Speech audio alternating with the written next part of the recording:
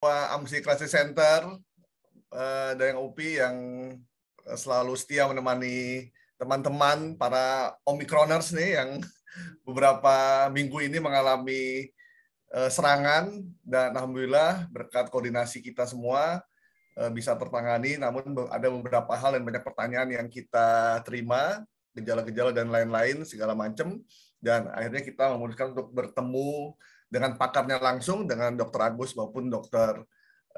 Fathia gitu.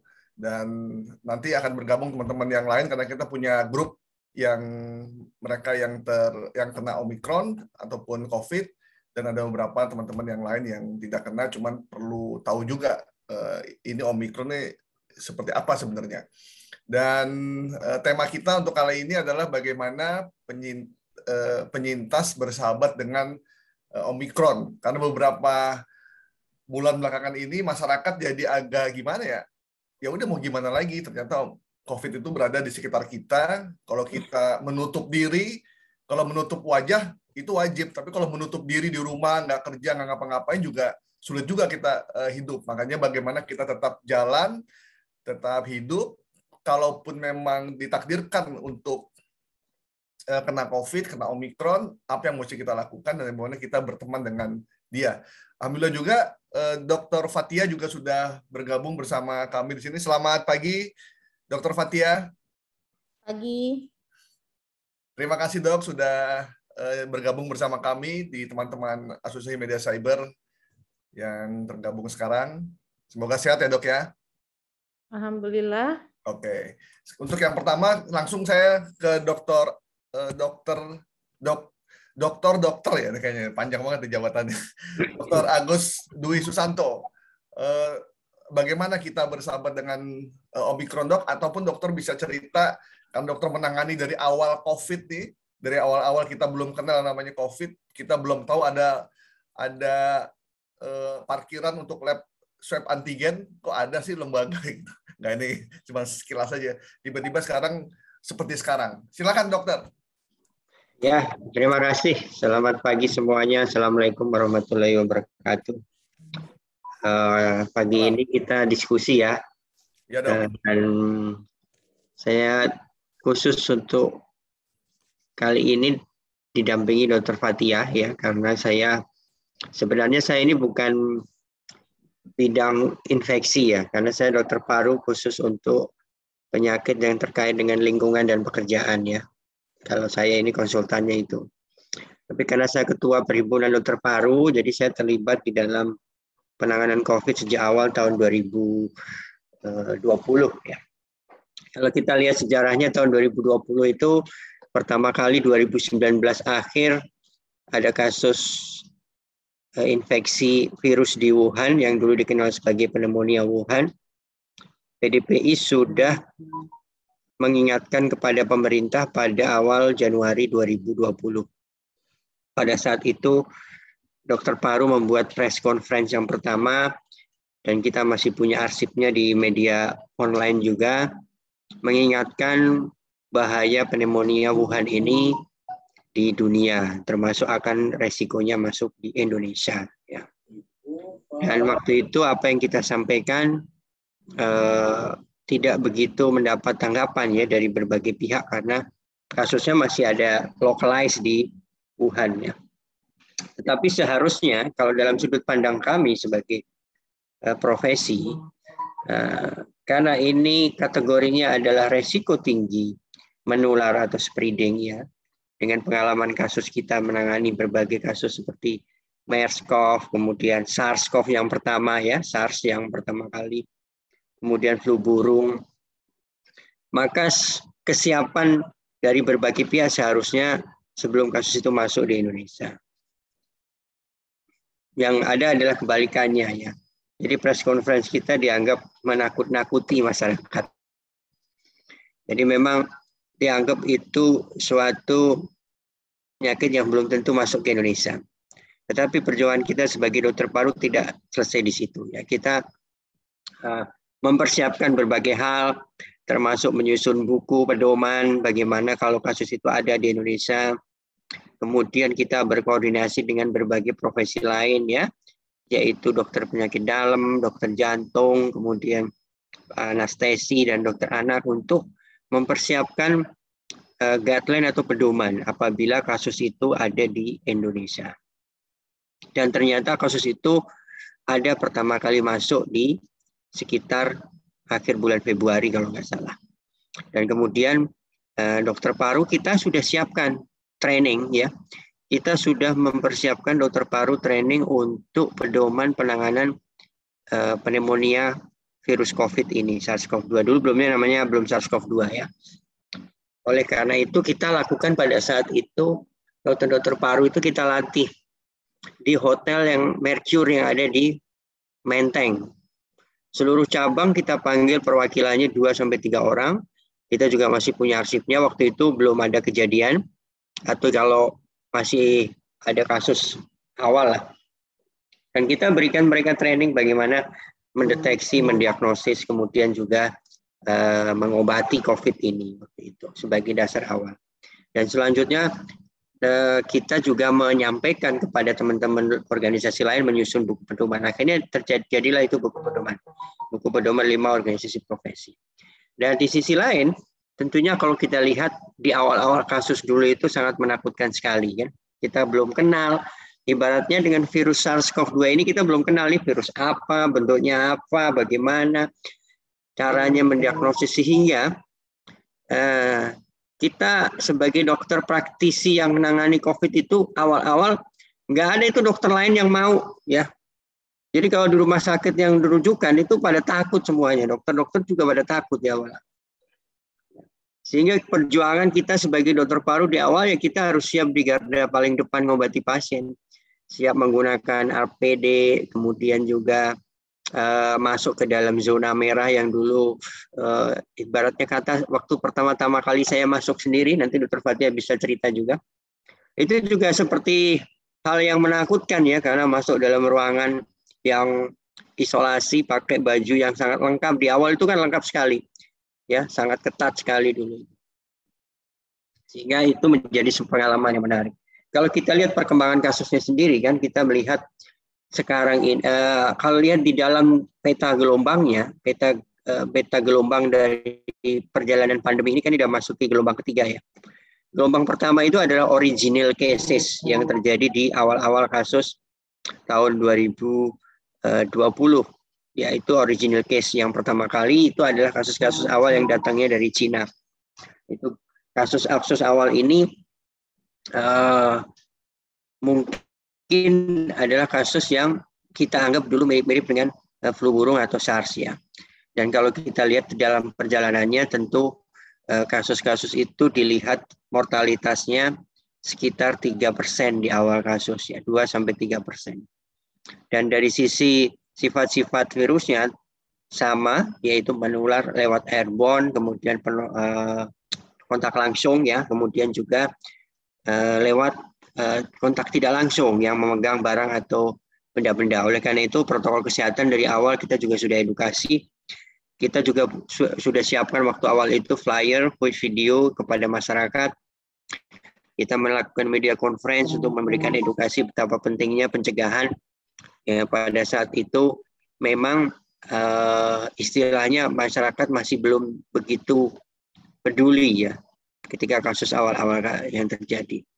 Kemudian kita lihat perkembangan berikutnya masuk gelombang Delta ya tahun lalu yang Juli 2021.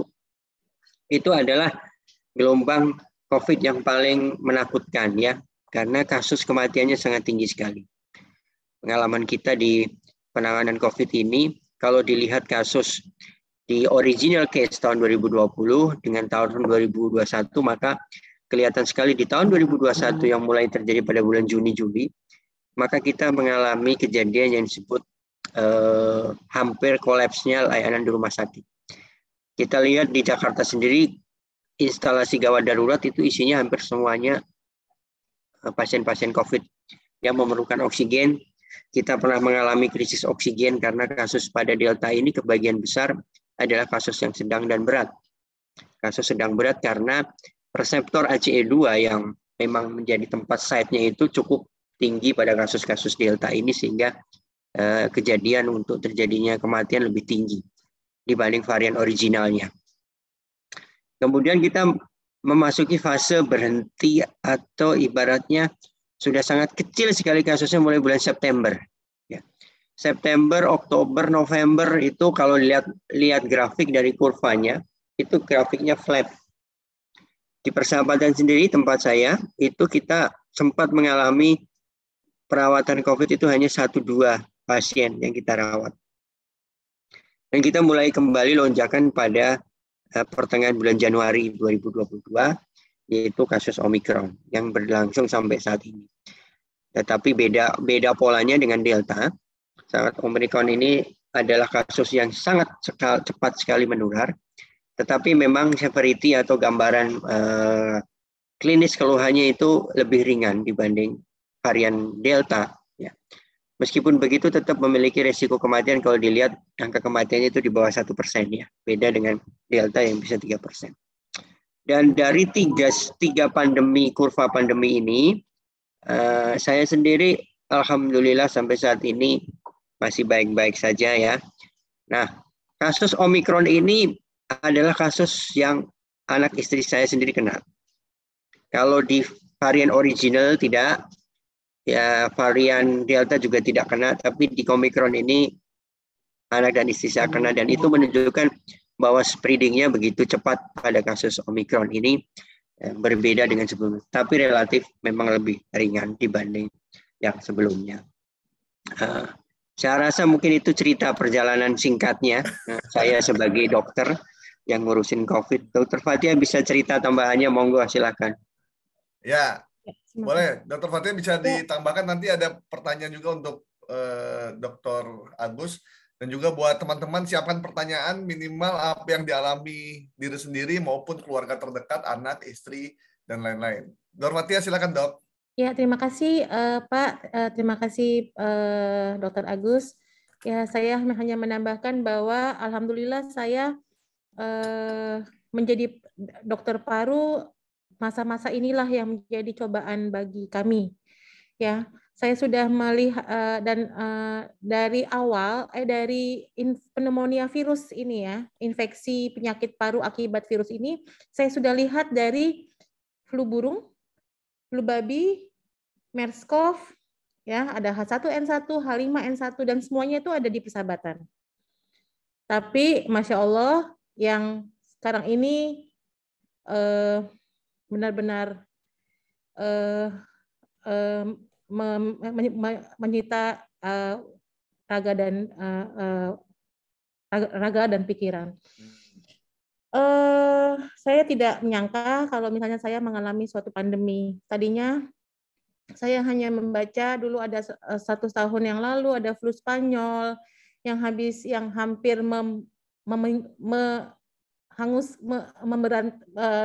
melenyapkan berapa ratus ribu orang, berapa juta orang ya flu Spanyol itu. Dan waktu itu kan pengobatan juga tidak secanggih sekarang. Tapi ternyata dengan terjadinya pandemi ini, kita walaupun menurut kita zaman sudah sangat canggih, sangat penelitian juga banyak, tetapi sampai saat ini kita belum bisa memukul kembali gelombang COVID-19 ini.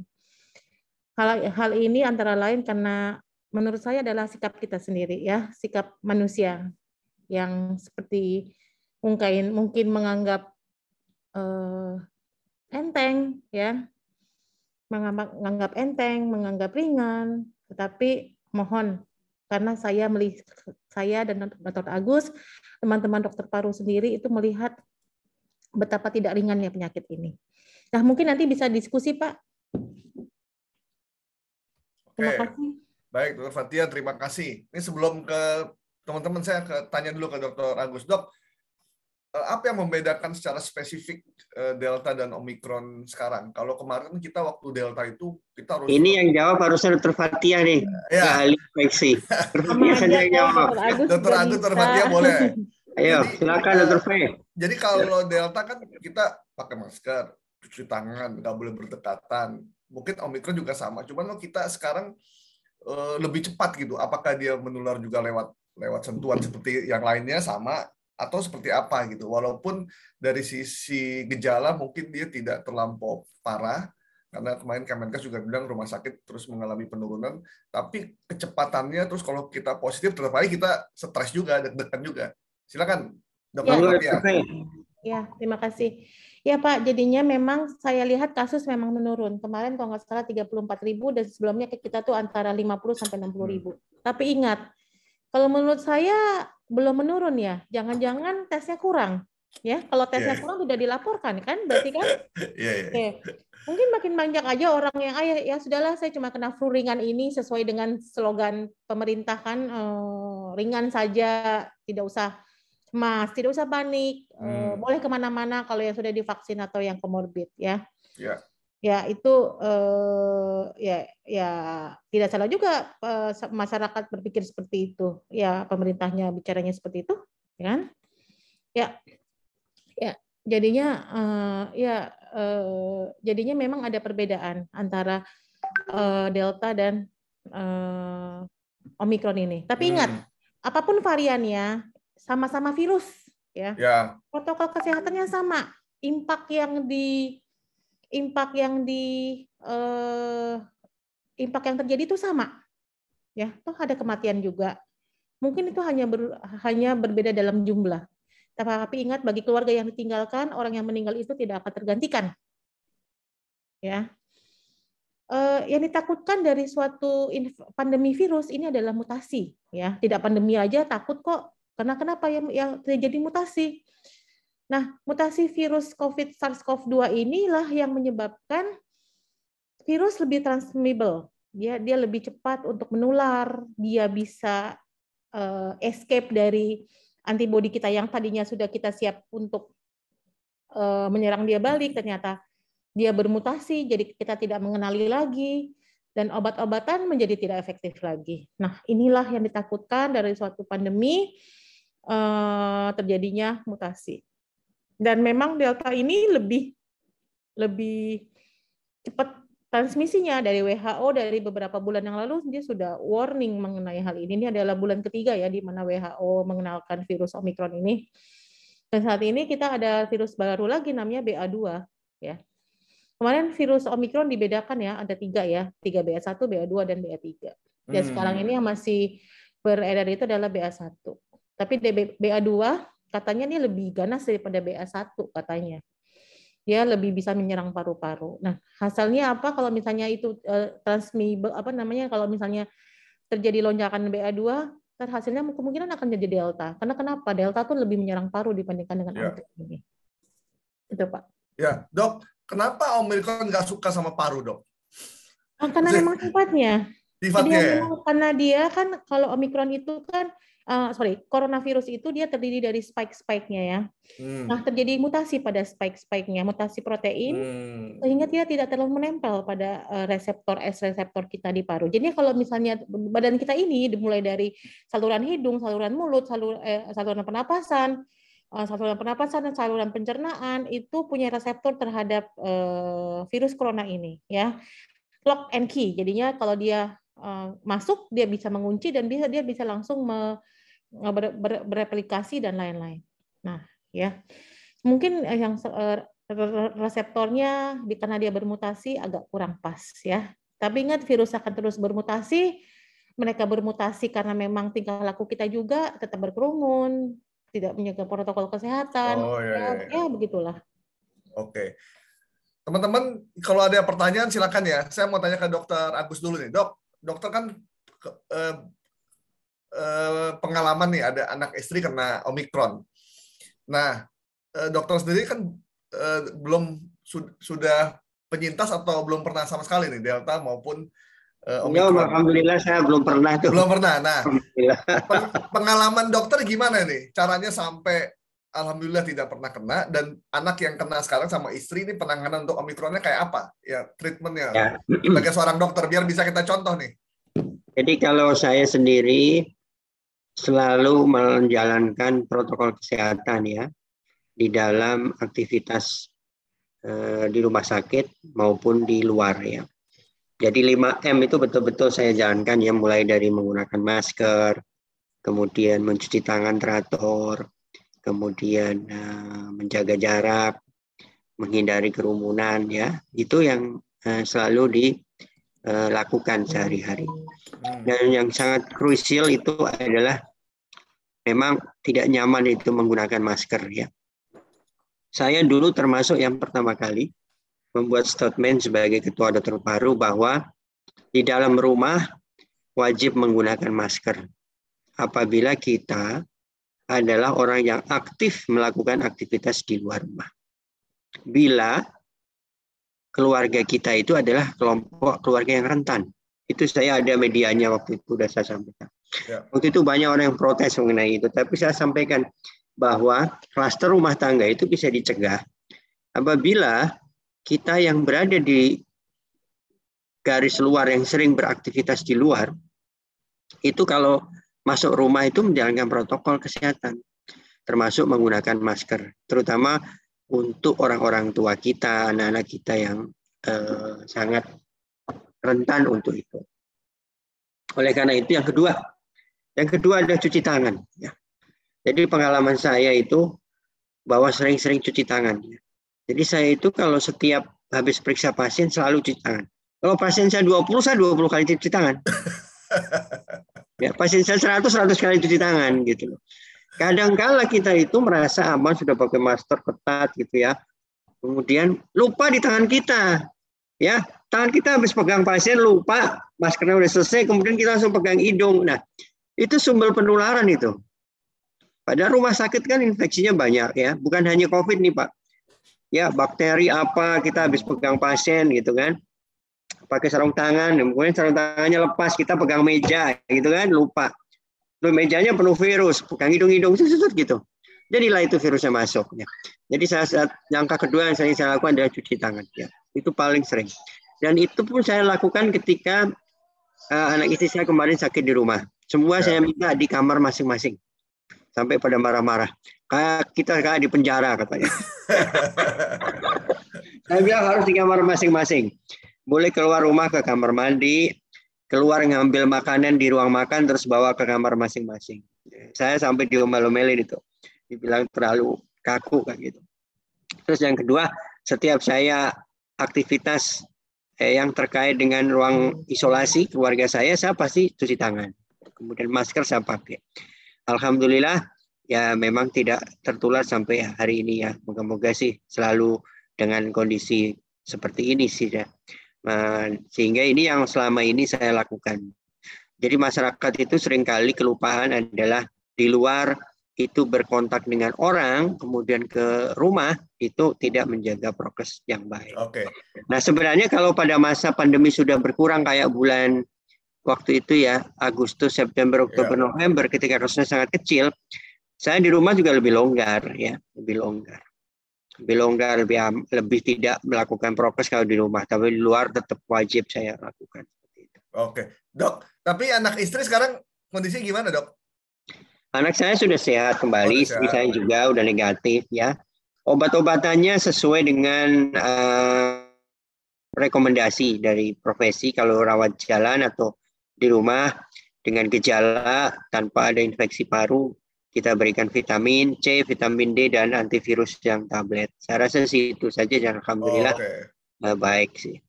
Oke, baik. Ini ada pertanyaan, saya mulai ada yang WA chat, ada juga yang tunjuk. Saya dari Mbak Hesti dulu, kemudian lanjut Mas Herman. Mbak Hesti silakan, singkat, padat, jelas. Iya, siap. Terima kasih Mas Gaib. Selamat pagi Dr. Agus, Dr. Fathia. Pengalamannya sih serupa. Jadi yang gelombang sebelumnya, alhamdulillah saya aman dengan keluarga. Nah, gelombang yang terakhir ini karena memang tadi yang disampaikan dua narasumber agak mulai kendor.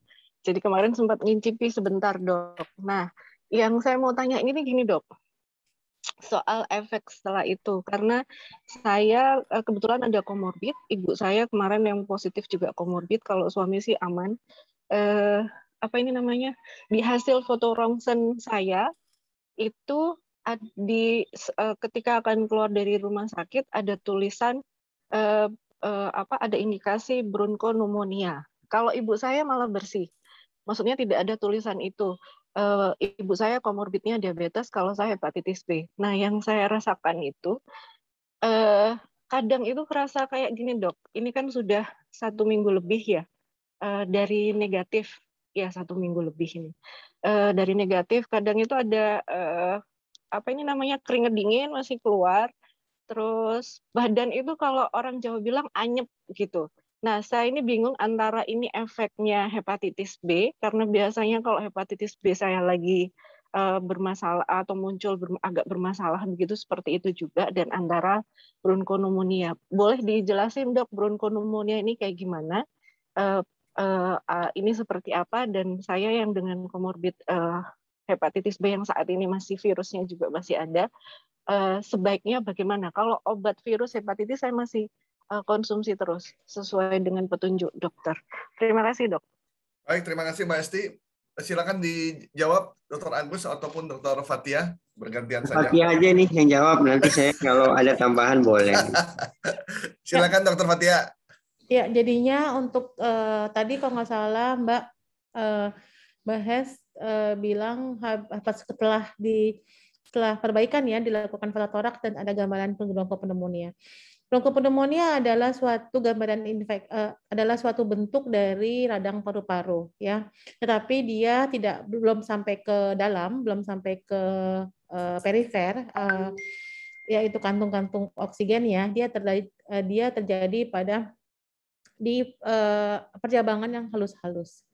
Ya, tapi itu sebenarnya kalau tidak sesuai dengan gambaran klinis dari pasien, misalnya ada batuk, sesak, demam, itu sebaiknya dicek lagi ya. Karena kalau gambaran bronkopneumonia, karena gambaran klinis seseorang pasien dengan gambaran bronkopneumonia itu adalah sesak, batuk, demam, dan lain-lain. Jadi kalau tidak sesuai, diabaikan saja ya. Tapi nggak apa-apa kalau misalnya yang mau dicek ulang lagi sekitar 1-2 bulan lagi. Kenapa? Gambaran pasca COVID, terutama kena COVID yang derajat sedang berat, itu bisa saja memberikan bekas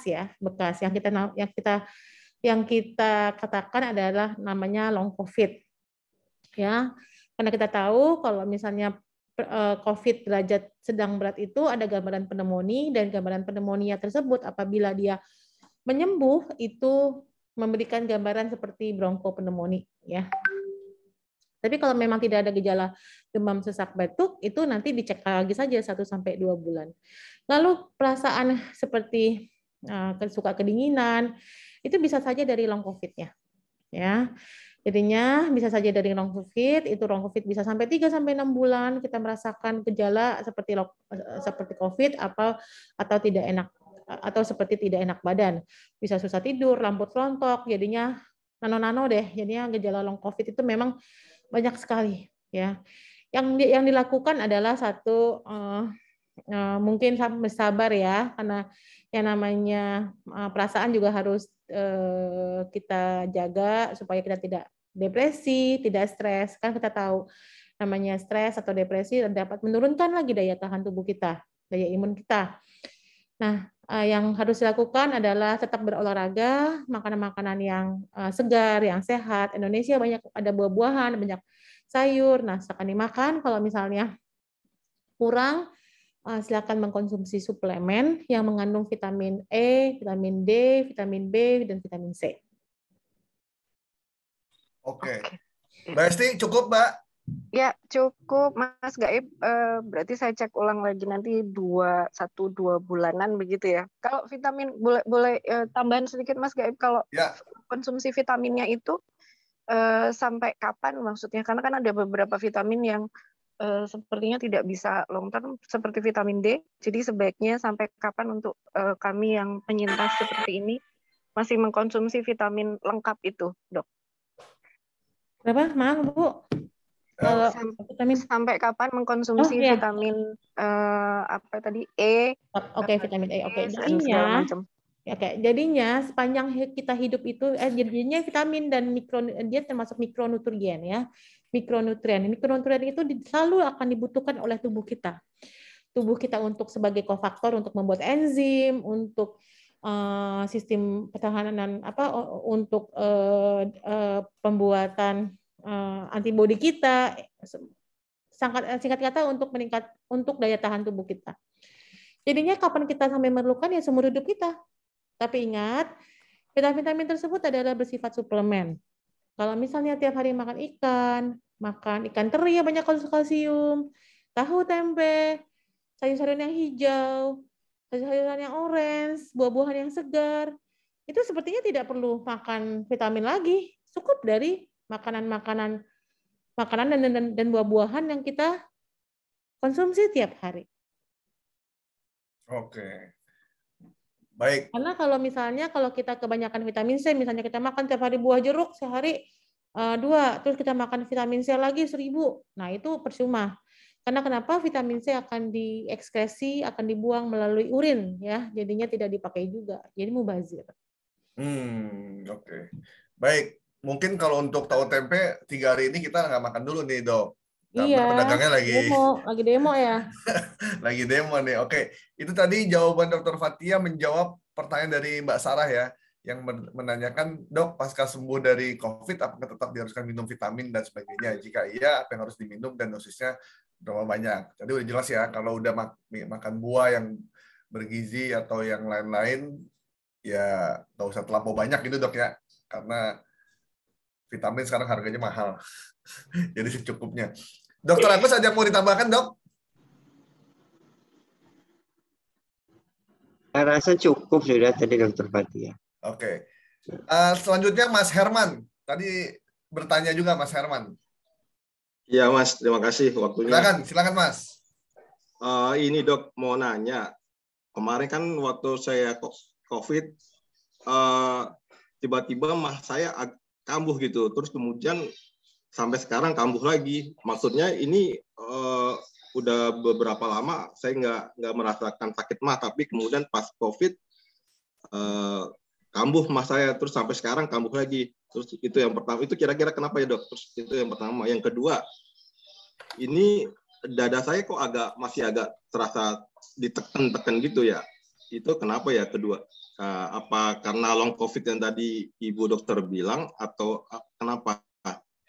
Terus yang ketiga, ini kan saya masih dalam posisi 10 hari pasca dinyatakan positif COVID.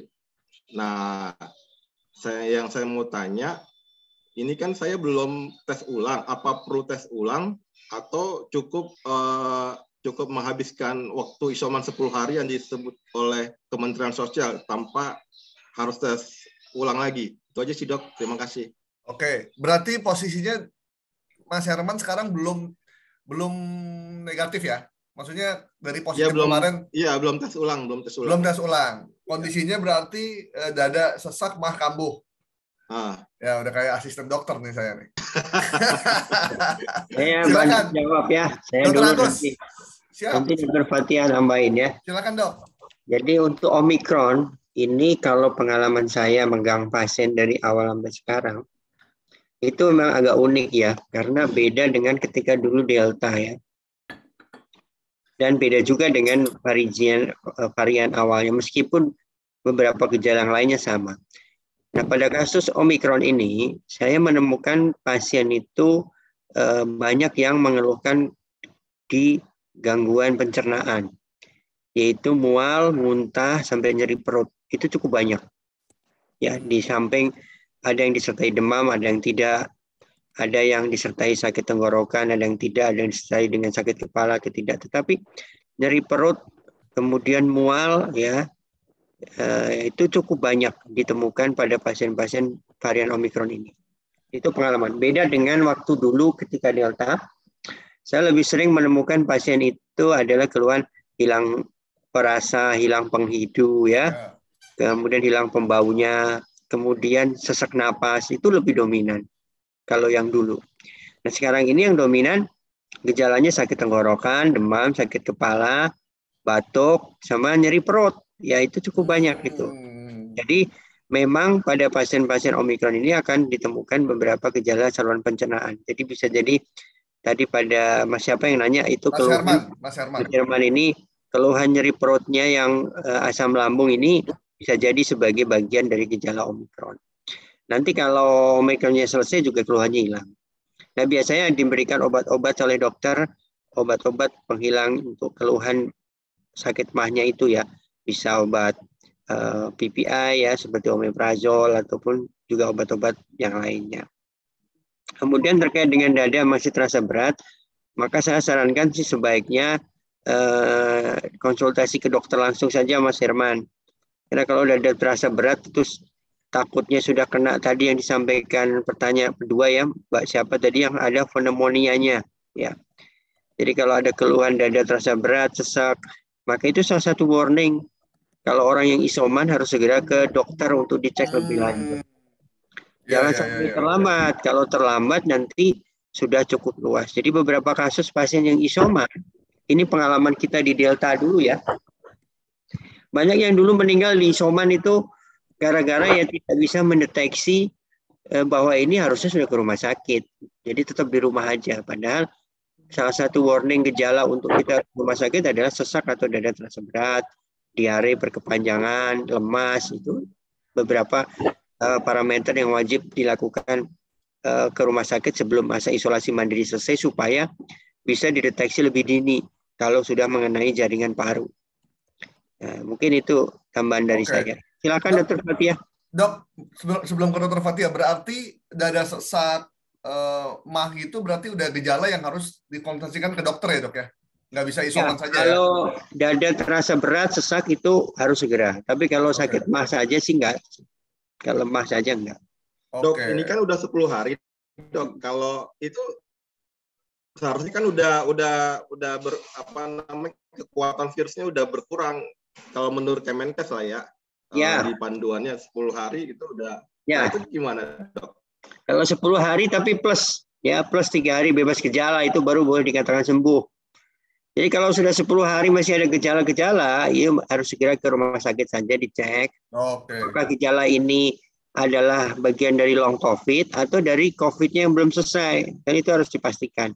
Kalau COVID-nya belum selesai nanti ditangani. Kalau bagian dari long COVID mesti diakses lebih lanjut. Long COVID organ mana yang kena. Dr. Fathia bisa menambahkan, silakan. Silakan dok. Dr. Fathia silakan. Tadi gejalanya itu yang seperti kata Dr. Agus katakan, untuk yang Omikron ini yang paling saya sering temukan adalah nyeri tenggorokan. Nyeri tenggorokan, batuk kering, sakit kepala, dan yang kadang-kadang dengan keluhan mual. Ya, karena kita tahu lambung juga memiliki reseptor terhadap virus ini. Ya, jadinya ya, apalagi orang-orang yang dengan sebelumnya memang sudah ada sakit gastrisisnya ya, sindrom dispepsinya. Jadinya yang dilakukan adalah selama masa isoman itu pilah-pilah makanan yang kira-kira aman yang buat perut, comfort food namanya.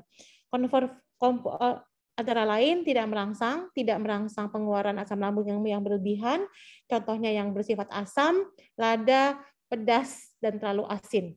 Ya, jadinya pilihlah makanan-makanan yang kira-kira aman buat perut kita. Hindari makanan-makanan yang banyak mengandung gas ya, seperti buah-buahan seperti durian, kangkung sulit dicerna.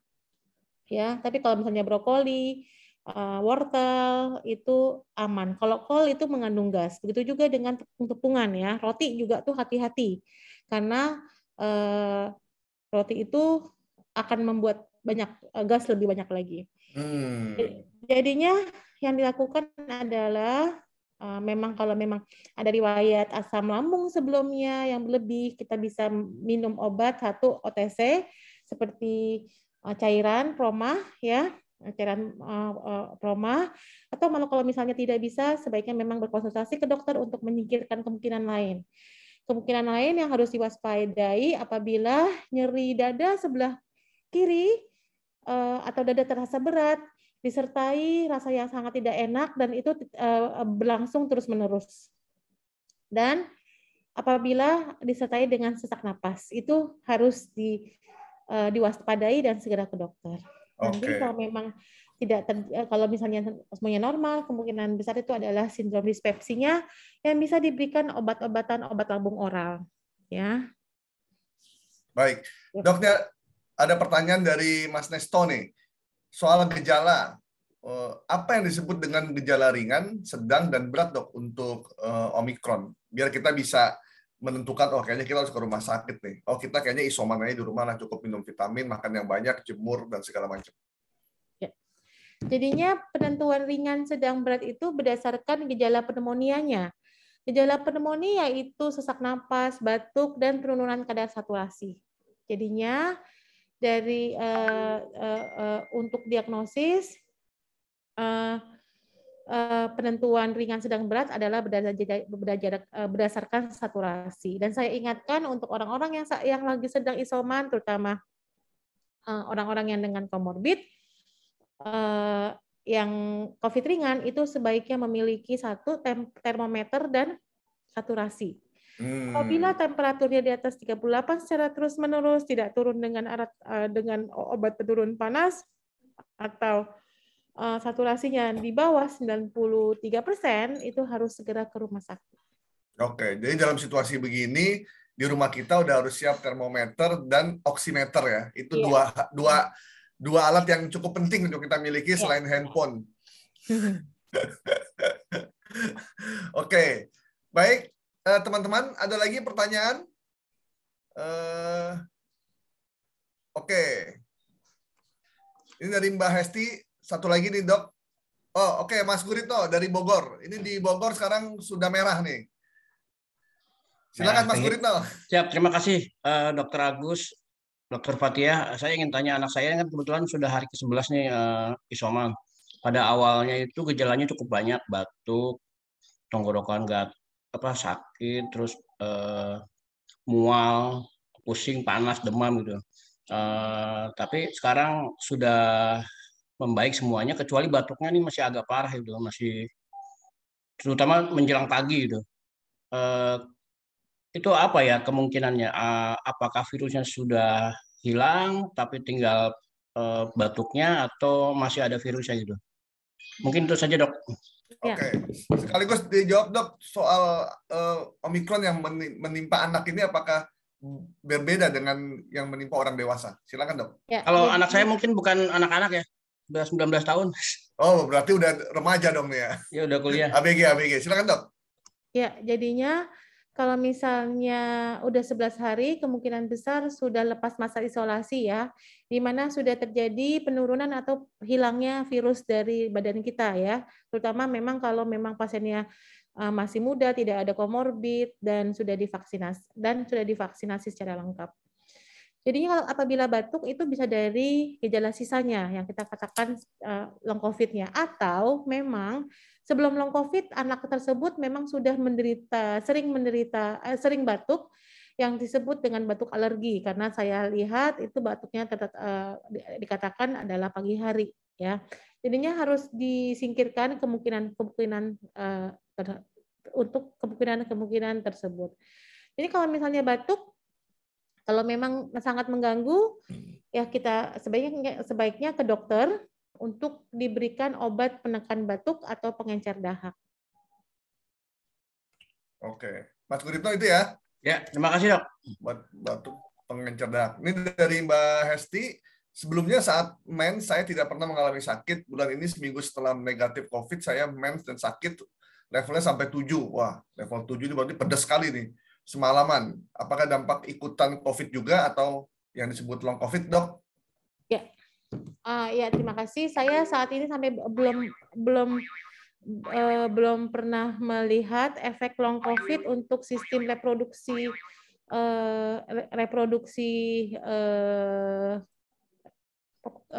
kewanitaan ya. Sepertinya tidak ada reseptor yang ke situ. Jadinya mungkin untuk yang namanya nyeri pada saat menstruasi itu hormonal saja. Tidak COVID pun bisa seperti itu. Ini kebetulan aja habis COVID. Oke. Dok, long COVID itu sebenarnya berapa lama, Dok? Apakah dia akan terus-terusan menemani kita sepanjang hidup atau dia ada jangka waktunya? Untuk terus-terusan bercokol di tubuh kita sih tidak ya, karena memang dia akan kecuali pasien yang imunnya sangat rendah itu bisa 2 minggu ya. Saya pernah lihat ada pasien di ICU itu sesuai dengan gejala klinisnya berat, kumannya virusnya tetap ada. Tapi sebetulnya lebih dari 10 hari itu bisa saja terdeteksi, tapi terdeteksi dari PCR, tapi kemungkinan besar itu adalah bangkainya. Oke, Dok, kalau misalkan kita ada orang yang kena Omikron 3 hari sudah sembuh, atau 4 hari sudah sehat tidak bergejala, terus pas seminggu langsung negatif. Contohnya para pemain bola ya, Lionel Messi kena Omikron, cuman nggak main sekali, pas pertandingan gue udah langsung main, udah. Muhammad Salah juga begitu sama. Nah, apakah daya tahan atau vitamin yang kita asup atau makanan yang kita konsumsi ini memberi pengaruh terhadap kekuatan tubuh kita untuk bisa segera negatif atau keluar dari belenggu Omikron ini, Dok? Ya jadinya untuk gejala tiap-tiap orang tuh berbeda-beda ya. Kita tahu pemain bola itu sangat bugar ya, mereka berolahraga, makanannya juga teratur, bergizi tinggi dan segar, suplemennya mungkin dihitung, semuanya dihitung. Ya, ini kemungkinan besar daya tahan tubuh mereka sangat baik ya dibandingkan dengan yang lainnya. Ya, jadinya memang tergantung dari daya tahan tubuh mereka. Ya. Oke, baik. Sebenarnya sudah tidak ada pertanyaan ya. Saya minta Daeng Upi, apakah masih standby di sini? Jadi Dok, Daeng Upi ini orang yang selalu keluar kota, selalu olahraga di tempat dimanapun dia berada, dan sejak dari Alpha, Delta, sampai mungkin nggak pernah kena COVID. Mungkin sedikit apa resepnya Daeng buat kita semua?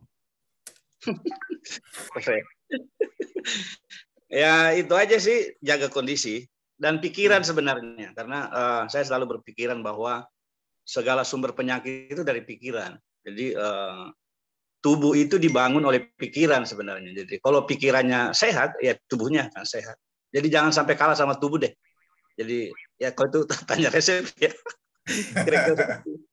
Oke, baik Daeng, terima kasih. Dokter Fathia dan Dokter Agus, ini pertanyaan terakhir ya dari Mas Nesto nih. Dok, waktu kita mengukur saturasi oksigen di oximeter, ada angka berubah-ubah, 96, 97, 98. Nah, mana yang menjadi rujukan? Kalau saya sih 98 aja biar tenang. Silakan, Dok. Ya, sebetulnya kalau misalnya saturasi oksigen itu sesuai dengan usia ya. Kalau misalnya usia masih muda, memang normalnya antara di atas 95 ya. Kalau misalnya usia lanjut ya 95 saja cukup ya. Ya, jadinya tergantung dari usia juga.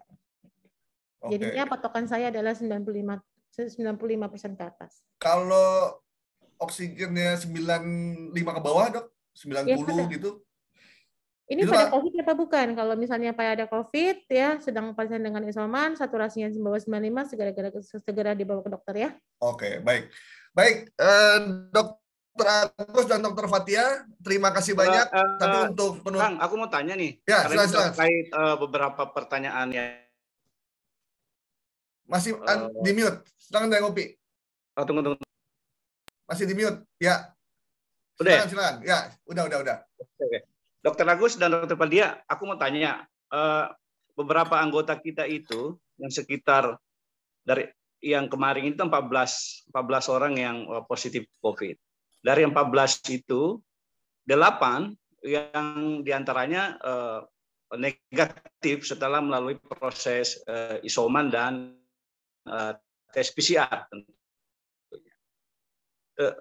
Tapi 4 diantaranya itu tidak melakukan tes PCR karena teman-teman itu sudah melakukan proses isoman selama 10 hari plus 3 dan tidak ada gejala.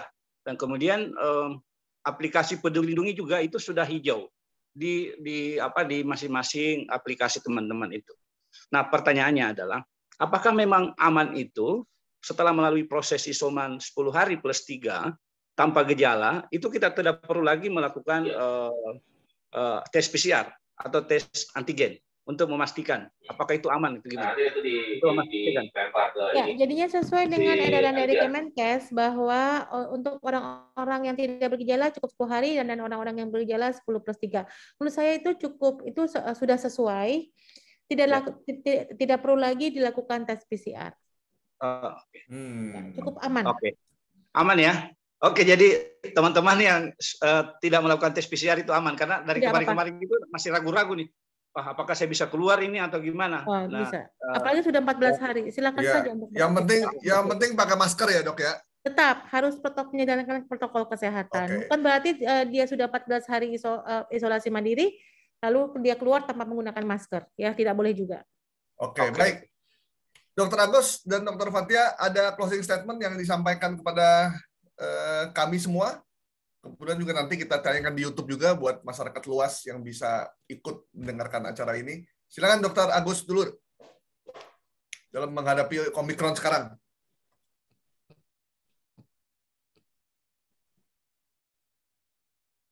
Sepertinya hang Dr. Fathia dulu deh. Ya.